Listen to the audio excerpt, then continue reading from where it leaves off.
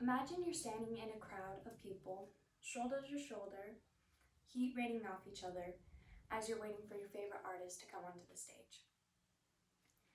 When the music begins, your heart begins to pound in your chest, your breathing starts to escalate, and your palms begin to sweat. These are all reactions our body has when we listen to music. When listening to music, many parts of your brain, body, and emotions are activated. And it all starts in your ear.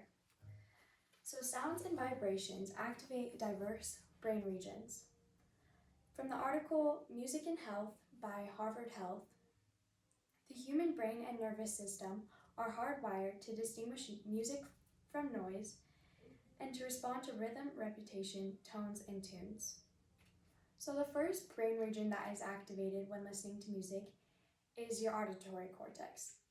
This area in the brain is dedicated to knowing the basic musical elements such as pitch and volume, and it also digests more complex musical patterns such as harmony and rhythm.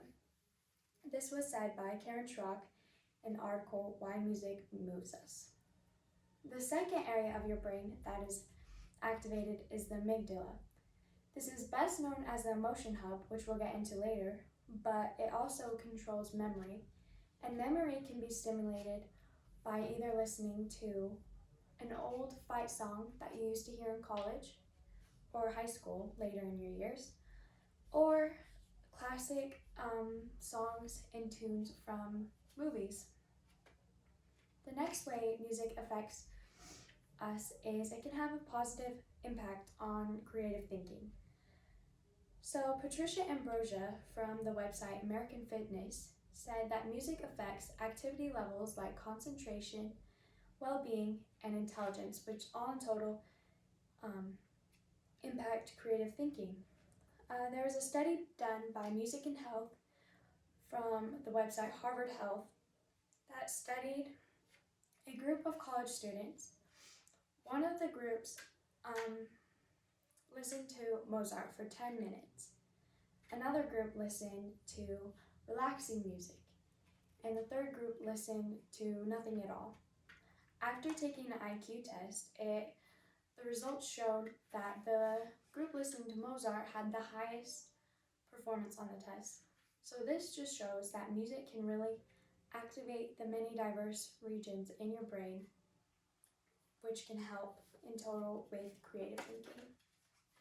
So going back to the amygdala, your mood, which controls your mood, is strongly impacted by music.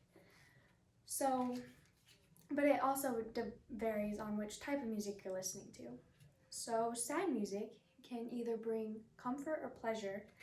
For example, meditation, which can soothe the mind and just really calm you.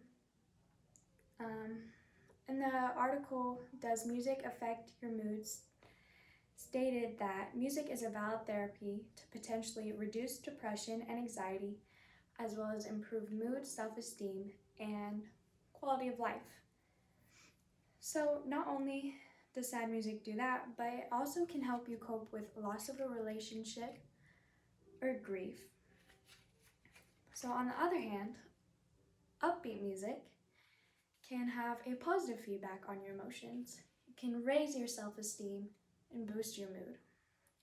Which brings us to our next point, how music can affect your body.